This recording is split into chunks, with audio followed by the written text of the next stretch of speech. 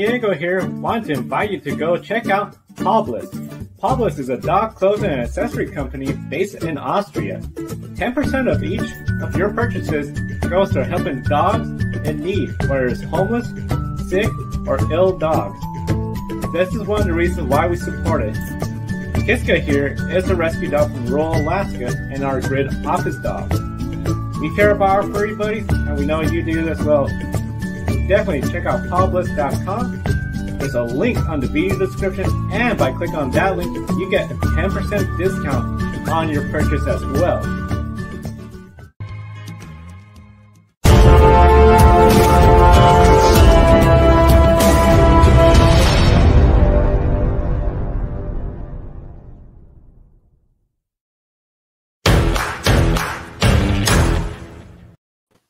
Hello and welcome to Grid Live Wrap Up. Joe Samaniego here along with Ben Schneider and Kobe Lambeth from the Podium Finish. We invite everyone to participate in the chat room. We have a ton of racing to cover from this weekend. Total 10 races among 8 different series. We'll first get started with a big story of redemption that occurred this weekend. Yes, and that was definitely something I did not see coming. I don't think anybody saw this coming. Well, maybe eventually, but not this soon. After a whopping 581 days, a year-long recovery from injury, and many doubting if he'll be the same old dominant championship rider from the past, Marc Marquez won the German Grand Prix from the 5th starting spot. He held off Miguel Oliveira, who we talked about yesterday. How big of a comeback is this for Marc Marquez to go out there after everybody doubted him and win the German Grand Prix? Yeah, I think it's huge. And, you know, like I've said on this program many times, MotoGP is admittedly a series that I'm not as familiar with, as up to date with, but I do know Marc Marquez, and I am very familiar with what he's done in the world of MotoGP. He's a great champion in the world of motorsport, and to see him after everything he's been through the last about year and a half with the injuries that he's had to deal with and the recovery time, to see him go out and get a win is absolutely incredible. I think it's a comeback story for the ages. Comeback story for the ages. Definitely a feel-good story in sports. A lot of times we see racers, they come back, they're not exactly 100%, especially when they go through such an injured time period, long healing, just about an entire year, a little bit more healing because of that slow injury recovery. And to see him get that win, he had tears of joy. We saw the Honda team. They've been struggling since Mark has been out. They were cheering up. It was just a huge moment to see a 6-time champion like him just open up with their emotions and just know he is back. Huge for MotoGP. And I think same time for everyone else is a wake-up call. He is back to compete against you. Yes, Marc Marquez is back indeed. And I think this is going to be a huge confidence booster for him moving forward, especially since Marc Marquez come back. It seems like it was taking him a while to get back in the swing of things and get used to riding the bike again after spending so much time away, and to go out there win the German Grand Prix when hardly anyone expecting him to be a true contender for the win this weekend, to shock the world. The great Marc Marquez, multiple-time MotoGP champion, go out there and win again. I think that's really fantastic for him and Honda, especially since the manufacturer has been struggling ever since he got injured. And the one rider that many people thought would win again this weekend, Fabio Quartararo, he came close but did not win the race. Rounded out the podium in 3rd and extended his points lead, and that's the main thing. 22-point lead over Zarco in the MotoGP point standings, and Marc Marquez is 10th in the standings with his win, but 90 points away from catching Fabio Quartararo. He's technically still eligible in the championship, but 90 points is going to take a while if he's somehow able to get there. And the next race is the Motul TT Assen on June 27th, next weekend. We also have Formula One racing next weekend, the second race of 3 consecutive weekends of racing, and Max Verstappen tied Lewis Hamilton with 3 wins apiece this season. We had a really dramatic French Grand Prix towards the end, and it's really crazy I'm saying that because yesterday we were talking about how the French Grand Prix is typically one of the most boring races on the Formula One calendar, but this year, a big surprise with Max Verstappen passing Lewis Hamilton really late in the game to win the French Grand Prix. It was a really good day for Red Bull with both cars on the podium, Verstappen at the top, Sergio Perez in third and Lewis Hamilton splitting them in the middle. Did it appear that Mercedes was caught by surprise by Red Bull's strategy and Sergio Perez making the one-stop strategy work? It was definitely a case of Mercedes were not 100% prepared for Red Bull. One of the big things I was really shocked by was when they saw how the undercut was very effective and allowed Max Verstappen to get around Lewis Hamilton. Lewis Hamilton on the radio, we got to pit before them. And I kept thinking, okay, Mercedes is going to try to come in. And no, again, we saw Verstappen came in. Once we saw what Perez was doing, early on, I thought, okay, he's now 1% at pace with Max Verstappen. Of course, he's known for taking care of the tires, and boy, he made that one-stop strategy work. And this is why Red Bull, for the longest time, needed a good number 2 driver to make it where Mercedes can just team up on Max Verstappen. This is essentially what we saw in Spain, but reversed. Yeah, and Bottas definitely wasn't too happy with his Mercedes team either. And I think Mercedes showed today that they are not infallible, and they definitely have some weaknesses. I know they've been dominant in the world of Formula One the entire turbo hybrid era, but definitely not 100% perfect. And we saw today Red Bull works the strategy to a masterclass, and Max Verstappen edges out and continues to have a slight lead in the Drivers' Championship. I think we're in for a real treat this year. When the French Grand Prix was this exciting, I know, Kobe, you were saying the same thing I was thinking. The French Grand Prix historically, ever since Paul Ricard returned to the circuit, has not been that exciting. But, Formula One didn't let us down today. They definitely put on one heck of a show.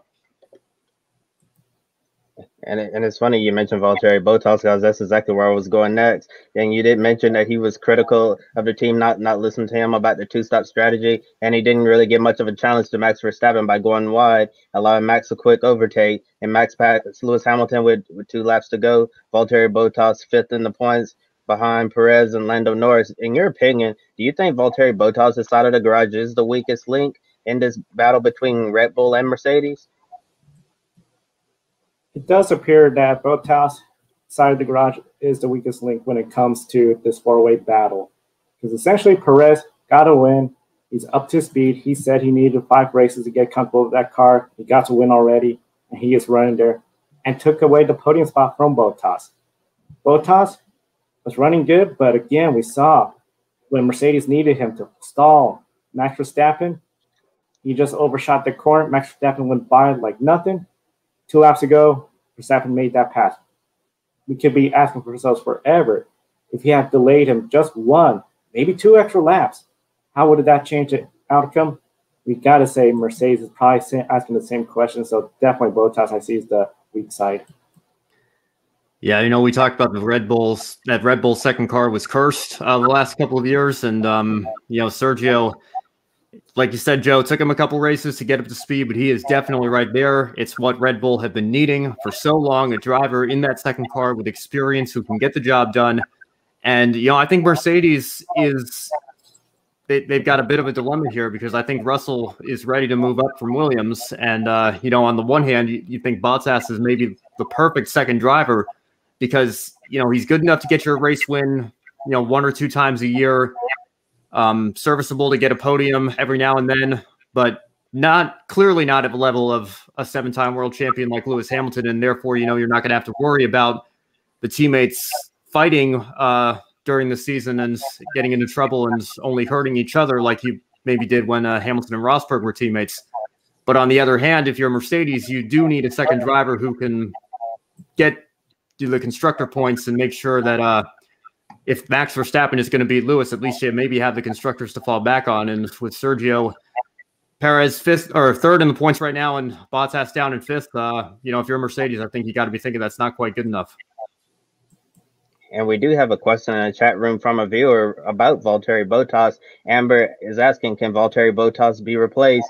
And I'm going to say I have no idea what Mercedes is going to do. I know Toto Wolff said in the media that Mercedes might not make their decision about 2022 later on, probably after the season, but it could come anytime between now and then. That's what I'm guessing. If I had to guess, though, I'm going to say this is Valtteri Bottas' final season driving for Mercedes, and they're going to call up George Russell. That's my prediction. What do you think, Joe and Ben? I think it's going to be the final season. I don't see Bottas being a mid-season replacement. Mercedes are going to try everything they can to still win this. They're not just going to start making drastic changes, but I think this is his final season. Yeah, dropping drivers mid-season is, people have different opinions on whether that's the right thing to do or not. Red Bull seem to be content and okay with it, but I don't see Mercedes doing that. I think Valtteri Bottas has given them a few years of good service at the team, and I think there's too much respect between the two parties to do something like that. That being said, like I said, I think Russell's ready to move up, and I think he proved with the opportunity he got in Bahrain last year, but he could do great things in that Mercedes car. And I have a hard time seeing Mercedes choosing Bottas over him going into 2022. Yeah, definitely it's going to be really hard to see, but I know definitely it's going to be very interesting to see what happens, especially since we got more F1 to discuss. Yeah, so we've got a lot, more F1 to discuss, supercars and the grid ranking coming up as well. Red Bull lead the constructors' standings by 37 points over Mercedes. Verstappen also gives the edge to Red Bull in the Drivers' Championship with a 12-point lead over Sir Lewis Hamilton. Meanwhile, the best of the rest currently goes to McLaren, who lead Ferrari in the battle for third by 16 points. Lando Norris, in particular, only one finish outside the top 5 this season, including 2 podium finishes. So, Joe and Kobe, do you anticipate seeing Lando on the podium at either of the 2 races we have coming up in Austria? I do, especially that track. A lot of passing opportunities. This will allow the Mercedes engine to really show its muscle. And this is a track he has a podium at before. I do see that going to be a big advantage for McLaren. They're looking really good, and Lando Norris is running really well this season.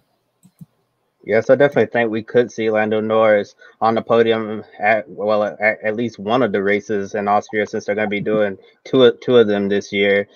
But overall, Lando Norris is having a really great season. He's clearly the #1 driver at McLaren right now over Daniel Ricciardo. And I know last year, looking at the race we saw at the Bahrain, what they call the Almost Oval, and the Italian Grand Prix, 2 surprise winners at Sergio Perez and Pierre Gasly. If something crazy happens, we get one of those wacky Formula One races at some point this year, I definitely think we could see Lando Norris and McLaren not just on the podium, but on the top step of the podium. 2 races coming up in Austria, the Styrian Grand Prix and the Austrian Grand Prix at the Red Bull Ring. Red Bull saw their supercars ace win the remaining races of the Darwin Triple Crown. Shane Van Gisbergen took races 2 and 3, further extending his points lead. I know on Grid Live pre-race, you both said he was racing smart and consistent. We're halfway through the supercar season. Is SVG on track to win this championship? Absolutely. I definitely think if you want to win this championship, you have to go right through Shane Van Gisbergen. And I know yesterday on Grid Live pre-race, we talked about how he started off the season winning the first 6 races of the year and then went the next 6 winless. And then we thought he was going to win the first race of the weekend at Darwin, had that blunder in the pits, cost him the victory, and then goes out and wins the final 2 races of the weekend. And even when Shane Van Gisbergen is not winning, he's really good at points racing. If things don't really go his way, Van Gisbergen knows how to put himself in the right position to salvage a good points day and to make sure he maintains that championship points lead. And I think his other competitors right now are just way too inconsistent to keep up with Shane Van Gisbergen. You said it right there. The main competitors are not consistent enough. And when Shane Van Gisbergen, besides being consistent, he is just about picture perfect. If it wasn't for that pit stop blunder in the first race, we'd likely be talking about him sweeping the full weekend, all 3 races, and potentially still leading the grid ranking. However, that mistake gave the opportunity. He still came home 13th place, still got points, extended his lead still in that race. And now he has a huge points lead over everybody else. As we're coming down towards the end of the season, unless somebody really steps it up or Shane Van Gisbergen's team just absolutely drops the ball on the biggest level of all time, I see him taking this championship. Townsville is the next race weekend for supercars. First race weekend with only 2 races of the year instead of the usual 3. And Shane Van Gisbergen swept last year at Townsville. But we have a new leader in the grid ranking. It's Sebastian Ogier. Ogier inherited the lead this week. He's the third different driver to lead the grid ranking, 12th driver overall, and second WRC driver. Kyle Larson still in fourth, but gained ground this week after winning his third points race in a row, fourth if you count the All-Star race, and 6 consecutive top 2 finishes in points races for the Hendrick Motorsports driver. So is Kyle Larson in a league of his own right now? Yes, Kyle Larson is definitely in a league of his own. I mean, what we're seeing from Kyle Larson is just something where you don't see often, especially in the Cup Series and this era of the Cup Series where it's very competitive. The races are very unpredictable now compared to other forms of motorsports. He is just dominating. I mean, in fact, in the post-race conference, he said if it wasn't for those 2 cautions near the end of the stages, probably could have swept this, and we'd be talking about him sweeping 3 races in a row, winning all the stages and the race. Now he's going for essentially 4, maybe 5th in a row. What he's doing is just spectacular, and I'm definitely, unless he has bad luck, gets caught up in somebody else's mess, I don't see why he cannot win.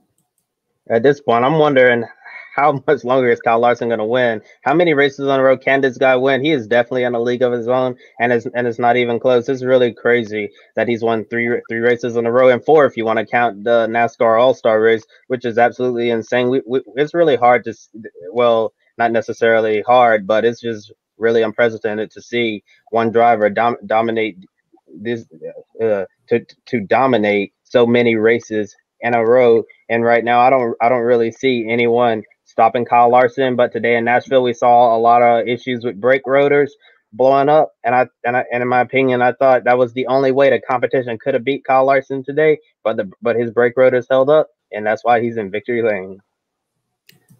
Yeah, it's been a long time that I can remember that we've seen a run like this in NASCAR's Cup Series. And, I think Larson, it's funny. We were talking at the beginning of the year, we kept getting all these new winners in these new races and thinking, can we get to 16 winners in the regular season? Now it looks like Kyle Larson is pulled away. He's in a league of his own. And if there is such thing as a championship favorite in the Cup Series these days with a playoff format, I don't know, but there is. But, Larson is definitely going to be a contender when it comes time for the final race of the year.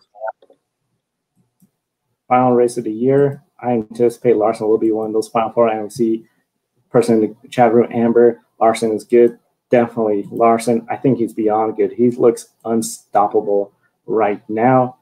The race, we saw it used a higher horsepower, small spoiler, no PJ1. There was talk about resin that was used, but not the PJ1. 10 cautions, plenty of passes, fuel mileage, and we even saw brake issues. Felt like something from past era races in the Winston Cup area, especially. No overtime. How did the race today stack up compared to some of the other mile-and-a-half races, especially this year? Yeah, well, I don't know, but it's a super direct comparison because Nashville is a little bit shorter. It's only 1 1/3 miles, and I think that might be why we saw so many brake issues today. Maybe teams underestimated how much they'd have to be using the brakes, particularly with the higher horsepower package.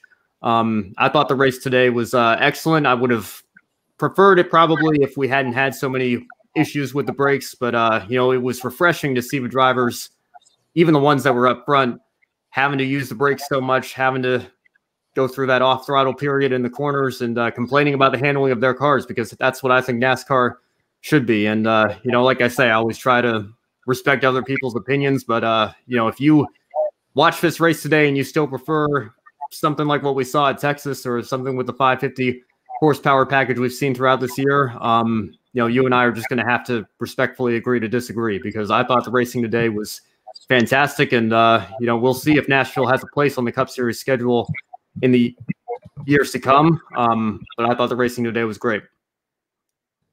I totally agree with you, Ben. I thought the racing today was excellent. It was really nice to see the drivers get sideways, a lot of off the throttle time. We really got to see driver talent shine. Tyler Reddick, he was pushing on pit exit and spun out through the grass, trying to re-enter the track. And that's something we hardly ever see Tyler Reddick make a mistake like that. And so we saw a lot of mistakes, a lot of passing. And yeah, it was really unfortunate that we saw the brake issues happen, but luckily, if we come back to Nashville Super Speedway again next year, that'll be a lesson learned for all the teams, so they'll know what to do with the brakes. Well, actually, I'm not so sure because they're going to be with the next gen car, but it'll definitely be interesting to see where that stacks up moving forward. But overall, I thought it was a decent race, and yeah, Nashville is not a mile and a half track. Some people described it as a short track on steroids, or if Dover went to the gym and got some muscles.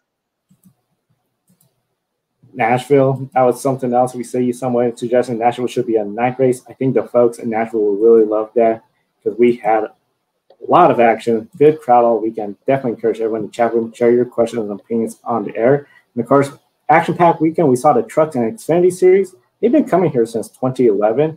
Ryan Preece, he won Trucks Friday, Kyle Busch Xfinity, and it was his 100th Xfinity win. When it comes to 100th Xfinity win, Dan, what were some of your thoughts about that accomplishment?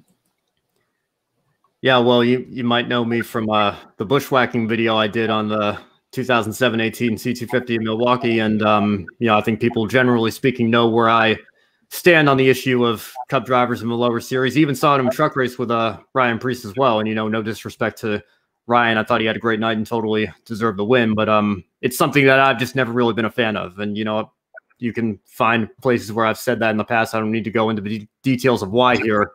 I want to talk about Kyle Busch because I don't think he gets enough credit for what he's done. I know the Xfinity Series is, if you wanted to use a stick and ball sports comparison, maybe it's like AAA baseball, like the NBA G League of NASCAR, certainly like the Formula 2 or Indy Lights of NASCAR. It's generally perceived as a stepping stone and kind of like the minor leagues of our sport. And, that for some people might take away what Kyle Busch has done. But when you look at it from a different perspective, Kyle now only has 5 races a year where he can go down into the Xfinity Series in the middle of a season in a car that drives entirely different, especially these days, to a Cup car. And this weekend in particular, at a track that nobody on the NASCAR circuit has been at in a full decade, and to hop in the car and win the race is, only further proof that Kyle's one of the most talented drivers we have in the sport of motor racing right now. And, it, as much as I've said time and time again that I'm not a fan of Cup drivers racing in Xfinity, I've always said, don't blame the drivers for doing it, blame NASCAR for letting it happen. And Kyle is a guy that loves to race, obviously, with all his Xfinity and truck starts. What he's done is incredible. And I think the wins list only proves that. Second place on that wins list is Mark Martin at 49. You could double Mark's total, and you still don't get to Kyle's record. So I know Kyle said in the past that once he gets to 100, he's done. He does have 2 more races this year that he's sold sponsorship for, that he's committed to. We'll see if he decides to hold true to that or if he decides he's having too much fun and wants to keep doing it. But, for Kyle, I think it is an achievement. And especially if you're a Kyle Busch fan, it is something worth celebrating because particularly with the limits that we've seen imposed on drivers in recent years that only seem to be getting even stricter. It started out as 10 races. Now it's only 5. We're never going to see anything like this again. And this is going to be like Richard Petty's record in the Cup Series, a record that I don't think you're ever going to see broken. A record very unlikely to be broken with the rules unless somebody really just goes out there, has a stellar Xfinity career, and then a Cup Series career, and then continues doing it. But I don't see that in our lifetime. I can still remember Mark Martin dominating the Xfinity Series when it was the Busch Series, but only 49 wins compared to 100. That is really just something about everything Kyle has done. And Kyle Busch was up front early today, but unable to bring home a good result in front of a sold-out crowd at Nashville. Huge interest in Nashville Superspeedway this weekend. A lot of fans out there. It seemed like a lot of positive energy. Of course, it's one of the first few races with full capacity since the pandemic started. Should Nashville Superspeedway be a track where the Cup Series considered for a long-term future, even if we have the short track in Nashville reopen? Oh yes, I definitely like to see the Nashville Superspeedway stay around long term. I think it was the first time the NASCAR has been back at this track that's just been sitting there for a decade now, and it's really good to see Nashville Superspeedway back. Really enjoyed all of the racing this weekend, trucks, Xfinity, and Cup. Thought Nashville Superspeedway put on a really good show, and we saw multiple grooves. And I know most people's hearts are with Nashville Fairgrounds Speedway. They want to see that on the Cup schedule. I like to see that as well. But if it's possible, I like to see if NASCAR could race at both tracks in the future, where maybe on a Saturday night we could run the Fairgrounds Cup race, and then on Sunday afternoon do a practice session, qualify, and then in the afternoon race at Nashville Super Speedway on one weekend. Have a Nashville doubleheader at two different racetracks. Yeah, I think you've got to take baby steps when you talk about bringing back the Fairgrounds to certainly the Cup Series schedule, but even still, I think the lower levels as well. You can't just add it to the Cup Series schedule without bringing some upgrades to the track, maybe adding a little bit of capacity there, because I know the Fairgrounds, as it sits right now, Cup hasn't raced there since before NASCAR really took off and boomed in the 90s and into the mid 2000s. So, there's definitely some work to be done beyond just getting approval and everything. Maybe you could see something like the Truck Series returning there first, or the Xfinity Series returning there first, and kind of doing what IRP and Indianapolis Motor Speedway used to do back in the day, have the lower levels race of the Fairgrounds on Saturday night, and then have the Cup race at Nashville Super Speedway on Sunday, until you get to the point where maybe you can talk about bringing Cup back to the Fairgrounds. I know I'm certainly still an advocate for it. I think it would be great for the sport, but I think this race weekend in particular was still just the first step. Obviously Nashville is a great market for NASCAR. Had to see how this race was going to unfold. Like I said, I thought the racing today was great. I just hope that the issues with the traffic and what we're hearing with the concessions running out of water, those are things that are going to need to be addressed if this track's going to have a permanent place on the schedule, because ultimately you have to turn around and give a good experience to the fans. The quality of a racing is only half the battle. I think that really hurt Kentucky after its inaugural race in 2011 with the issues of fans being turned away because the traffic was so bad. I'd hate to see something similar happen in Nashville. So as long as they get those things worked out in the future, I think this place definitely has a spot for it on the Cup Series schedule if NASCAR can come to terms with them. I agree with pretty much both of you. Big thing I feel, especially we hear everyone saying Nashville is a great city. They love it. Now that we see how big of a market it is, no reason why it shouldn't have two races. And especially one on each track. Nashville Super Speedway is just right outside the city limits. The short track is right in the city limits. The big thing we could see, I like the idea of having the lower series, the trucks, Xfinity, at the short track, similar to what we did at IRP, as you mentioned, Ben. I think it would just be good for the city, NASCAR, to see that. You got good tracks, good location. Why not utilize both of them? I think that'd be huge. And especially Nashville is, of course, the site of the award banquet for the Cup Series. Now, a couple of the surprises that we saw in Nashville, we saw Ross Chastain, second place, Eric Almirola, fourth place, Stenhouse and Suarez in the top 10. Of course, last race weekend was the All-Star race. All of them were in the All-Star Open. Has the momentum from the All-Star race carried over? And how long will it last for them? Yeah, it's great to see all those guys have good runs today. And, like I said on the program, I think, sometimes even though it is just an exhibition race, it's always nice to go out and have a good run. And sometimes that can lead to positive momentum that only further helps your cause as we get later into the season. So, for these drivers that we haven't seen in the top 5 and top 10 very much this year, like Ross Chastain, Eric Almirola in particular, it's been a horrendous season for Stewart Haas Racing in general, I think, but Almirola in particular has just been snake bitten with awful luck. And, to see him go out and get a top 5 today is pretty cool, and sit on the pole as well. Maybe SHR is starting to bounce back a little bit. I think things can change very quickly in this sport, but, great to see those guys have good runs today. And I think it can only help them going forward.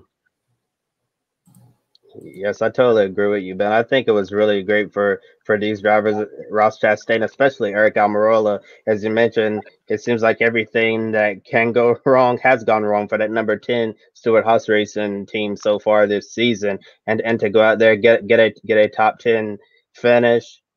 Top 5 finish today at Nashville. That's really huge for that team, and that can be a confidence booster as we get deeper into the summer months of racing. big confidence booster, especially for Amaral on the pole. He got a top 5 finish. I see Ross Chastain. He's been building up momentum for quite some time. The All-Star race, getting in there, I think, was just a little bit extra. And what he did today, yes, he utilized strategy, but still to bring it home second place, great effort. And of course, our next race weekend will be the Pocono double headers at Pocono Raceway in Pennsylvania. Kyle Larson, not only could he make it 4 in a row that weekend, but maybe 5 in a row. What are the chances of Kyle Larson sweeping both races at Pocono? Well, at the moment, Joe, I think his chances of winning both races at Pocono are extremely high. I can't think of one driver right now who could potentially stop Kyle Larson besides maybe his teammates at Hendrick Motorsports. And looking at other teams, I'm not really sure at the moment. Kyle Larson is just going to have an off day. Well, he needs to have an off day at Pocono if someone else wants an opportunity to win. Yeah, I certainly wouldn't put him past him at this point, Joe. With the run he's been on, it looks like he's borderline unstoppable at the moment. And, if anybody can do it, I think it's certainly him. Yeah, I'm going to make it the same. I see it happening. I'm going to be a little bit spoiled. I think he's going to be my pick a winner for both races next weekend. Going with Kyle Larson for pick a winner next weekend. But yeah, it's going to be interesting to see how Larson does next weekend. Is he going to go out there, sweep it, or we're going to see somebody else go out there and steal the Kyle Larson's thunder, if you want to say that. And the ultra competitive ABB FIA Formula E World Championship saw the top 4 in points struggle this weekend at the Puebla doubleheader. 2 surprise winners: Lucas Di Grassi after Pascal Wehrlein was disqualified for failure to declare tires. Then Eduardo Mortara won, and he's now leads the points by 10. The top 12 are all within striking distance of the points lead. Is there any clear contender for the championship with 6 races remaining? I wouldn't say there's any really clear contenders. I feel this is becoming just so random, and I feel like we could just spin a wheel of who will win. Whoever's in Group 1, the top 6 in the points, they just have such a huge disadvantage, and they're in the back. Edward Montero, 2 podiums, got it done. But guess what? Now he's going to be in Group 6 of qualifying. Group 1 qualifying. 6 groups. Group 1 is the first one out. They have the dirtiest track, so they're usually towards the back. I just see where, Montero leads the points, but it's so close. I will not be surprised if we have a different points leader after each of the races in New York. Yeah, I definitely don't think there's a clear driver that's pulled away yet. I think the one thing about Formula E, people say it's kind of gimmicky, and I think I saw a tweet from somebody this week that said, when is Formula E just going to start picking a name out of a hat to determine their winner? Guys, I guess there was more controversy with the disqualification, but I think if there's one thing that we can all agree on in Formula E, it's that it's very unpredictable, and still a little ways to go in the championship. I don't think there's a clear championship favorite just yet. I always hate when we have Formula E race weekend, but not because of Formula E, but when we get to the pick a winner section, because this is the hardest series, in my opinion, to guess the winner, to guess the correct winner, because there is so much parity. It's very competitive, and it's really hard to say who's going to be the strongest on any given weekend. And this is really one of the great things about Formula E, and one of the things that we just talked about that's not so great, that leaves a stand on their image, is all of the controversies and all of the disqualifications.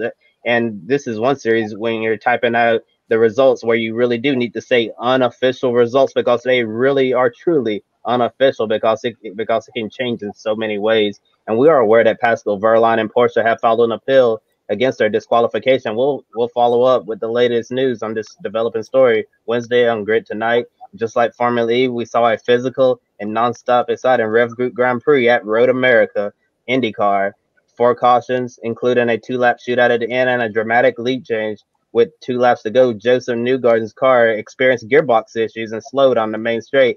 Alex Palou blew by him and got his second win of the 2021 NTT IndyCar Series season. And he took the points lead away from Pato O'Ward, who is now behind by 28 points, and Scott Dixon 53 points behind. Does Alex Palou have the upper hand on Pato O'Ward, or are they both even? Yeah, I think Palou is, if there is a series where there is a championship favorite at this point, obviously, there's still time for guys like Award and, we know Dixon is a proven champion in particular to make their charge. But I think if there is a championship favorite in IndyCar right now, it's definitely Alex Palou. I was very impressed with him this weekend and have been impressed with him the entire year to go out and get a win so early in the season and to follow it up with another one right now. And interesting note about Palou, the first Ganassi driver not named Scott Dixon to have multiple race wins in a season since Dario Franchitti when he won the championship in 2011. So a great season so far for Palou. And like what Dario did that year, maybe Palou's on his way to winning the championship here 10 years later. If Palou gets that championship, I think that'll be a really big announcement that he is here to contend for championships, not just get race wins, but championships. And I think a lot of people will start asking the question, where Scott Dixon's career goes, how much longer will he keep racing? Very interesting. And overall, when it comes to Award and Alex Palou, I feel they're just both about even. I mean, the battle's going to be between those two. Scott Dixon, he needs to start rolling off some wins and having them have bad luck. But unless Dixon starts rolling into wins and unless those two have bad luck, I think it's going to be a battle between Palou and Award. And I think that's going to be really exciting for IndyCar fans. Yes, it's going to be really exciting for IndyCar fans watching two young drivers go head-to-head. And I think they're both even in terms of talent. But right now, I think Alex Palou certainly has the upper hand over Pato O'Ward. But the momentum could definitely shift after we leave the next round at the Mid-Ohio Sports Car Course. And while Alex Palou and Pato O'Ward are enjoying a really great season so far, there's one team that's done well, but they haven't been able to close the deal, and that's Team Penske. They were 0 for 9 this year. And it's really crazy to say that because Team Penske has literally dominated the last 3 races in a row, and they could not get the job done. Just something went wrong at the very end, and it just wasn't their day at all. Is it a matter of time before Team Penske finally wins for their first time this year in IndyCar? Do they just have bad luck, or are they missing something? Bad luck for Will Power, Joseph Newgarden, especially Detroit. He just needed a long green flag run at the start of the race. He got a caution flag right in the first lap. And then with what happened today, mechanical failure, gee whiz. When it comes to Will Power, Joseph Newgarden, they just need good luck. Simon Pagenaud, he seems to be a little bit on the inconsistent side. He was coming up towards the end of the Indy 500. Some races he's there. This race, he wasn't really there contended. And then, of course, with Scott McLaughlin, he's a rookie. Overall, he has some good races, especially Texas Motor Speedway, but I think he just needs a little bit of time. And for Penske, I feel overall, he just needs some luck.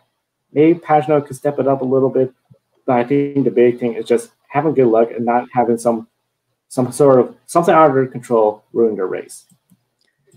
Yeah, I think it's definitely more a matter of bad misfortune than anything. Penske is obviously one of the powerhouses of the IndyCar series, and when you look at the season that they've had, particularly the last few races, the speed has been there, and they easily could have won each of the last 3 races had bad luck not come their way.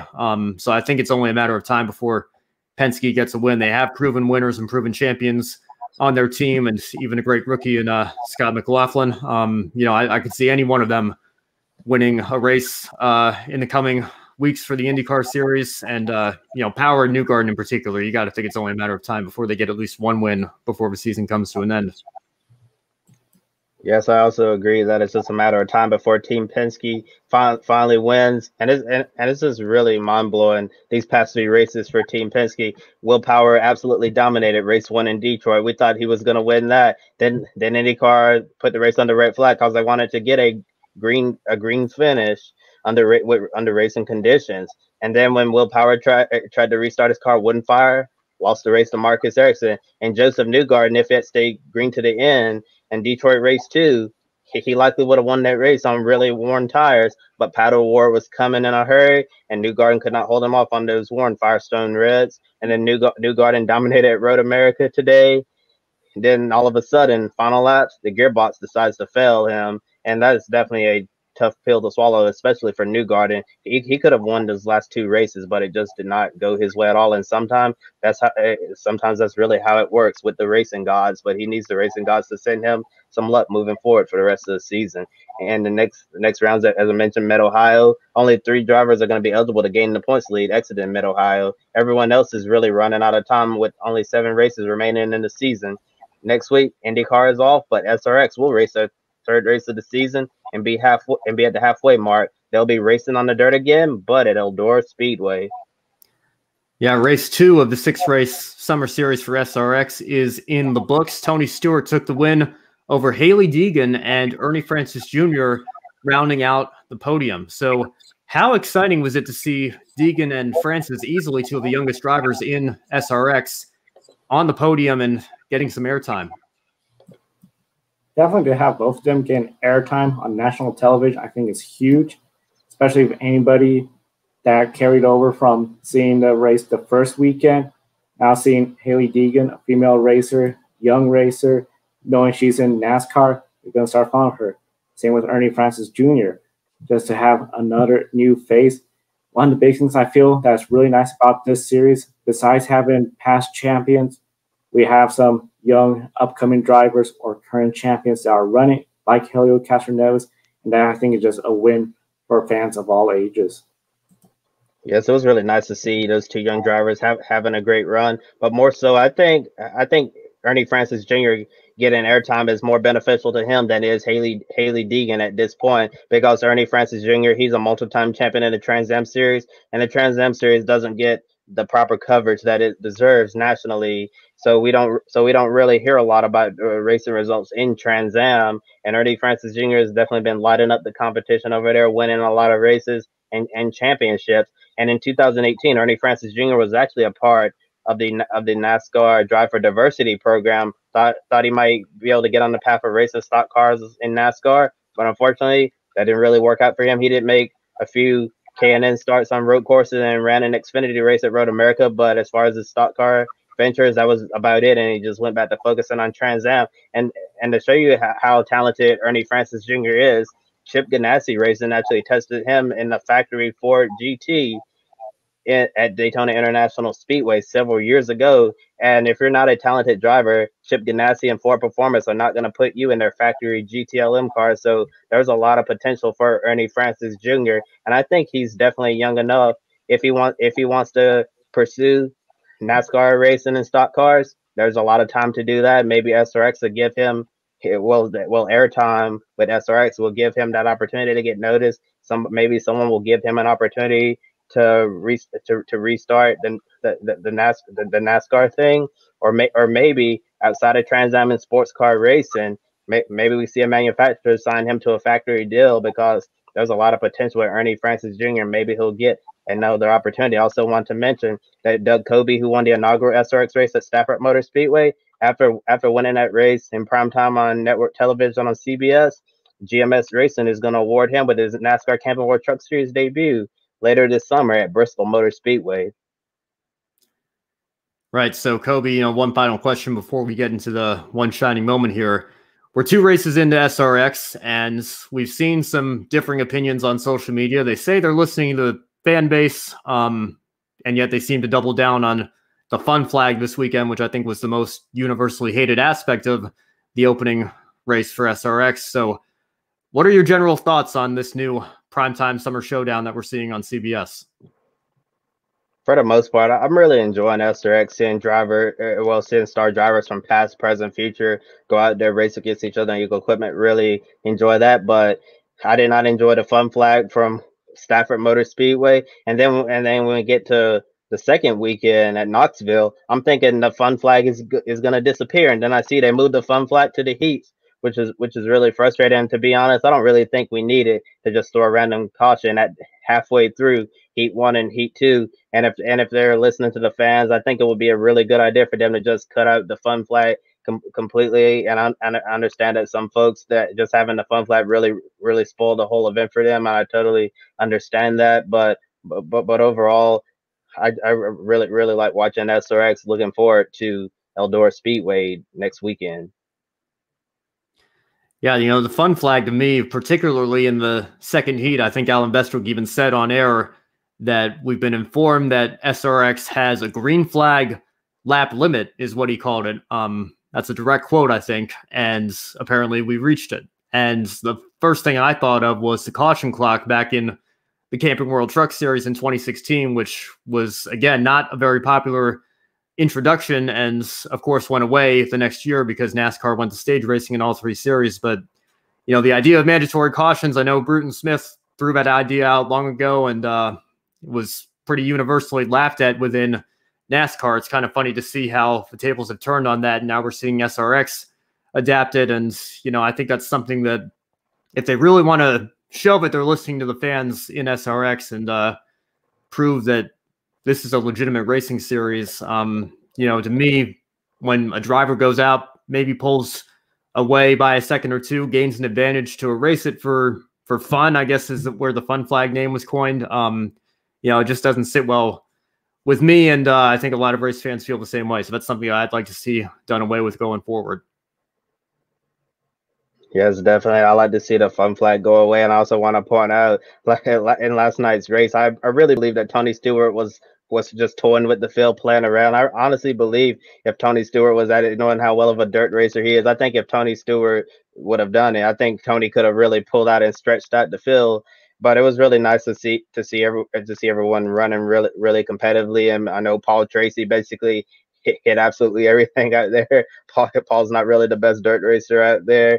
But in general, SRX, a series just for fun, no real pressure, especially after a long week. Really enjoy sitting down on Saturday night in front of the TV checking out this series. And with that being said, we're almost out of time, so let's get to the Grid One shining moment of the weekend. Starting with you, Ben, what's your Grid One shining moment?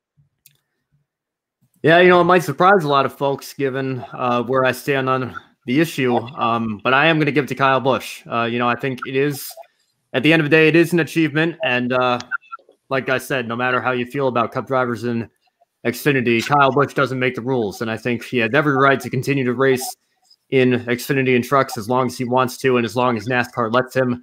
And, I don't think people understand just how difficult it is to get to 100 wins in the NASCAR National Touring Series. So I'm going to give my one shining moment to Kyle Busch for reaching that milestone this weekend at Nashville. And for my shining moment, I'm going to go with Marc Marquez getting that win at the German Grand Prix. 581 days since his last win. He was so emotional. Seeing the Honda team, the tears of joy.